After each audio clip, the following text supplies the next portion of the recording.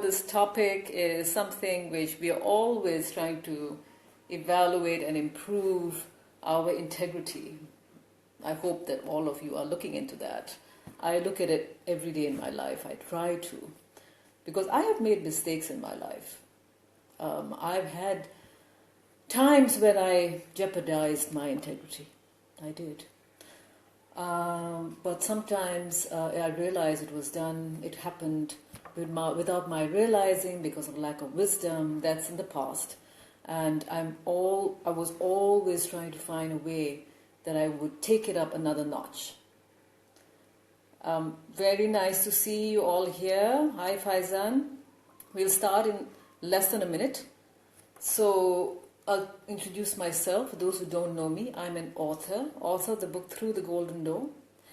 And I am a technologist for many years. 18 years I was advising governments in eGov for my company which I co-founded. Right. And I'm also Singapore representative for Unity in Diversity which is part of the Global Dialogue Foundation in collaboration with United Nations. I'm based in Singapore. I am Singaporean, and my family, my mother's side is Pakistani. My father's origin is Afghani. Hi Nisha. Thank you, Praveen. All right. Thank you very much. So are we ready to start? Now, how would you define integrity? I would like you to write comments of how you define integrity and what have you faced in your life that tested your integrity. Please write in the comments and open up and share. Now, I'm going to give a definition of integrity.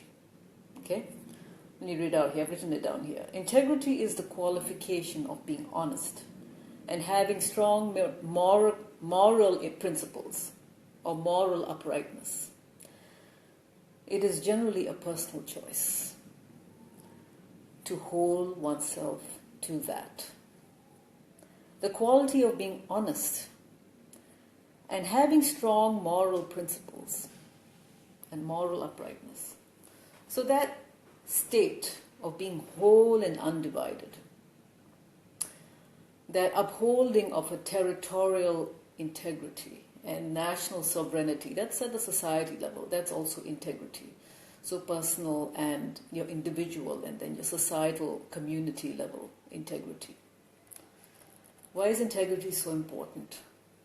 And why every one of us should work towards having integrity? Because it's so powerful in our lives. It can affect our lives in such a way we don't realize it. I'll explain why.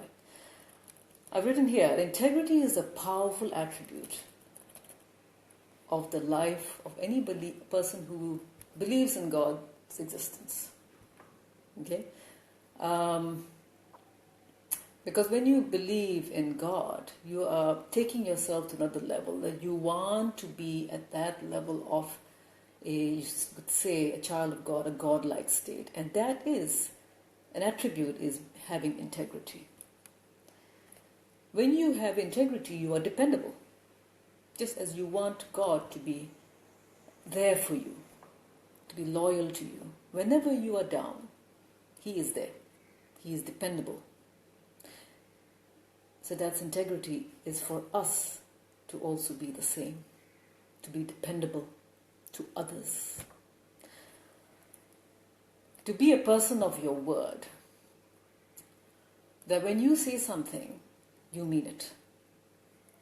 It is not easy because life in such a way, every day when we go through situations, we are being tested. It's so difficult sometimes to keep our word. And then our integrity is being questioned. So that's the thing. I'll go into that. And then integrity is being consistent and honest. inconsistency tests our integrity. Please understand that please do not call me while this video is being held, okay? Because I just got interrupted. All right. So now, you may say, oh, I'm a pretty good person. I do the right thing most of the time. But understand that little foxes can spoil the vine. Understand when you veer off the course a little, you can be totally off the mark. So don't allow the little things that keep you from your destiny.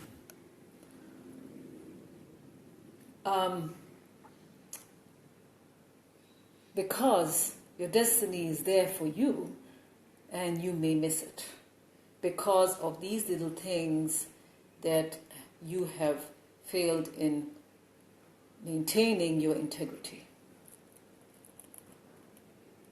Let me give you an example.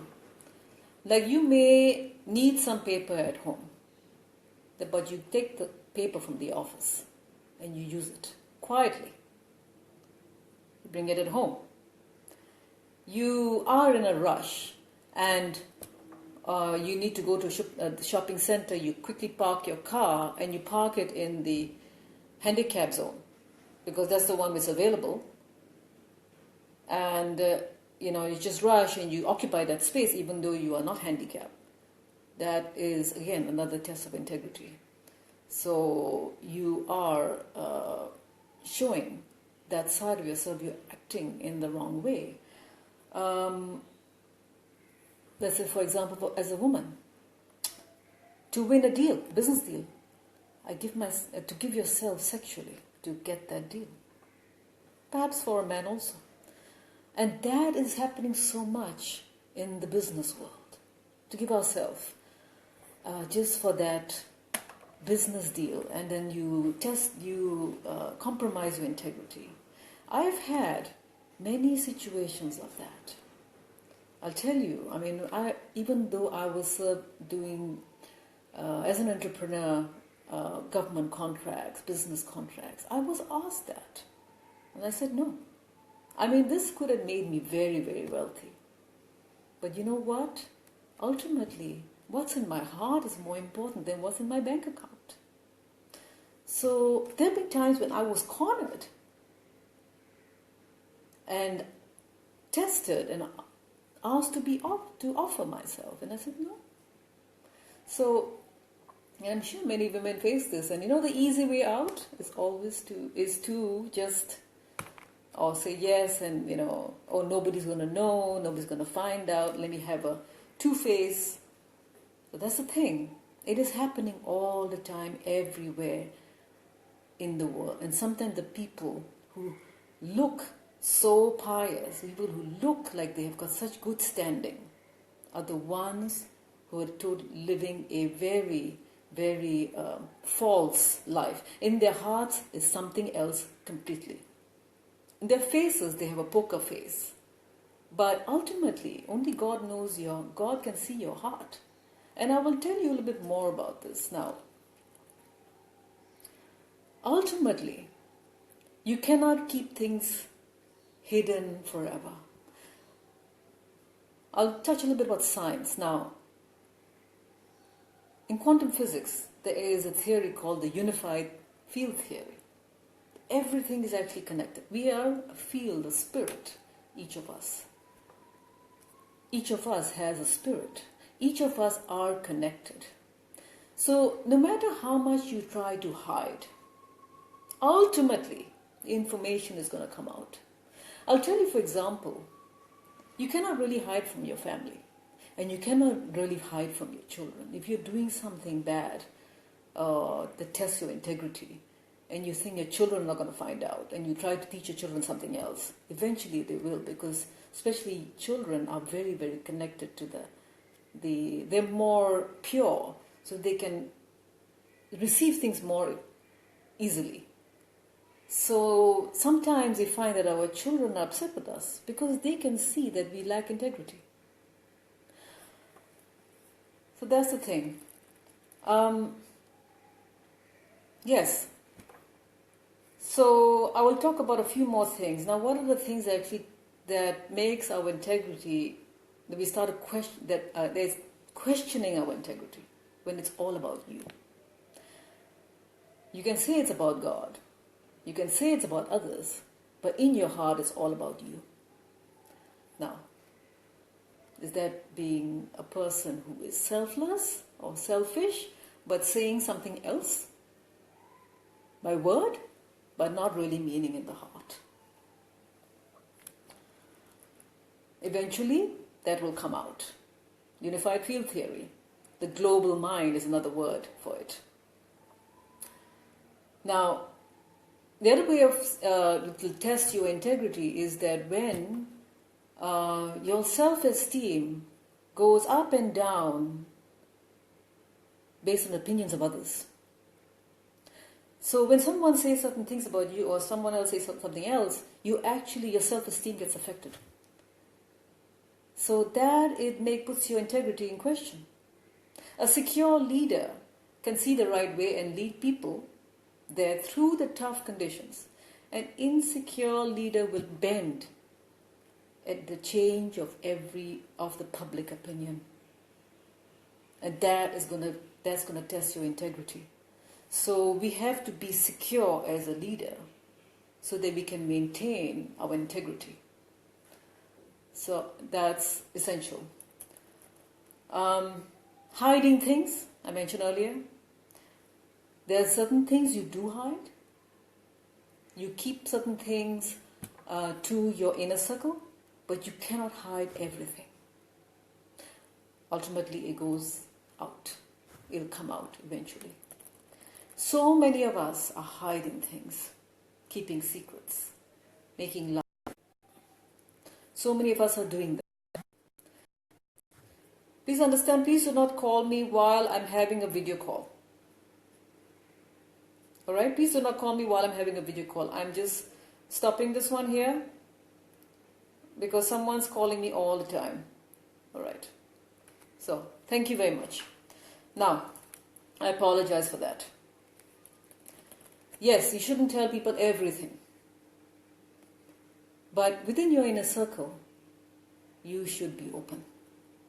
And for certain things which the public should know, you should be open. Now, the other thing that's going to test your integrity is failing to do what you're going to do. Let's say, for example, you promise that I'm going to do this, I'm going to give you this by this time or this day, and then you don't do it and you don't give any reason or you miss it out. That's going to test your integrity. And later on, people are going to question whether you can fulfill it. And that is going to prevent you from actually moving up. So it could be in anything. The smallest things, the bigger things, personal, business, anything like that. And also, the other thing is saying overselling. So that's a way to put ourselves in that spot. Making too many decisional compromises just to adjust yourself with other people's requests. Just to please others, please the world. You're not here to please the world. You're here to please God. So we have to be effective in how we make our decisions, that we don't make too many of these compromises, that they're so focused on pleasing the world. Now, how to rebuild our integrity is by really ruthlessly being honest with ourselves and looking at questioning our motives. Why are we doing certain things? Reflecting on that. Second is to seek wise counsel. There are certain things that we don't realize. We have blind spots and we've been practicing it. We've been not practicing, because of habit.